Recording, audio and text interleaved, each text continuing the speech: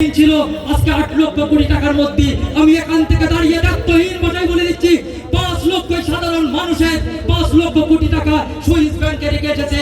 ওর আমেরিকায় ওর পিসি ভাই পড়ার পিসি সিটিজেন সিনেমা আছে, সেখানে টাকা জমা আছে। আজকে বাংলা থেকে বিতাড়িত হবে, 3 মাসের মধ্যে প্লেন ধরে আমেরিকায় চলে যাবে, আমরা তোমায় অসহায় হয়ে যাব। তাই বাংলার টাকা বিদেশে পাচার করছে যে নারী হত্যা নিরা চালিয়েছে, যে নারী ওয়াকআপ থেকে আন্দোলন করা থেকে বলেছিল দিল্লি চলে যাও। আজকে সময় এসেছে আমাদের, আমরা বলে দেবো বাংলার মাটিতে তোমাদের ভোট নেই, তোমাদের ভোট দিল্লি গিয়ে চাও।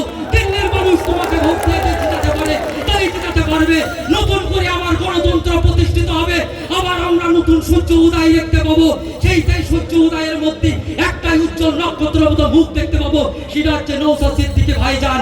আজকে স্বাস্থ্য থেকে শুরু করে কর্ম থেকে শুরু করে সিভিকদের বলুন 10,000 টাকা মাইনে দিয়ে কুত্তার মতো তাদেরকে খাটাচ্ছে রাস্তায়।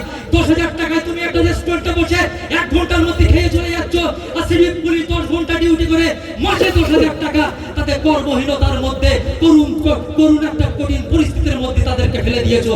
যদি দীর্ঘায়িত করবো না, আমার স্টেজে অত্যন্ত নামি দামি এবং আমাদের প্রার্থীকে রেখে আমার অন্ত বলা সহ পাই না। যতটুকু বলেছি, যদি ভুল ত্রুটি হয় আমাকে মার্জনা করবেন। আইএসএফ জিন্দাবাদ, নওশাদ ভাইজান জিন্দাবাদ। ধন্যবাদ যুব নেতা নিজামুদ্দিন।